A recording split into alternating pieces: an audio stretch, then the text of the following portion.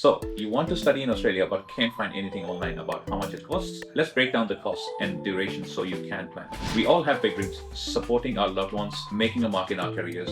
What if studying in Australia could bring you closer to those goals? Let's talk through what it takes to make that happen. The Student Visa Subclass 500 generally allows you to stay in Australia for the duration of your course, typically between 3 to 5 years. Recently, the base application charges for the Student Subclass 500 visa has changed to $1,600 Australian. But there's more to consider. Additional applicant charges, such as your partner, which is set at $1,190 each, and your children dependent, which is set at $390 each. Then there's additional mandatory costs such as overseas student health cover insurance, biometrics and medical exam, English language test. Remember, tuition fees and living expenses are separate from the visa cost. You must also prove that you have sufficient funds to cover your tuition fees, living expenses, and travel costs. Typically, at the time of visa application, you need to have 1 year of tuition fees in your bank.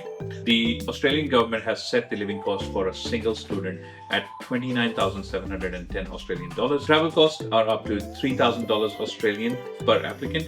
That's not a small amount of money. So here are some of the tips on how we can offset some of these costs. Number one, scholarships. We can help you research and apply for scholarships offered by the universities and private institutions. Number two, part-time work. With your student visa, you can work up to 48 hours per fortnight during your study period and unlimited during your break periods. Number three, budgeting. Plan your expenses. Stick to the budget to make your funds last. With the constant changes to the immigration and the education sector in Australia, there is light at the end of the tunnel. If you wish to stay longer, you might be eligible to extend your student visa if you're continuing your studies, or apply for a temporary graduate visa subclass 485 to work after graduation.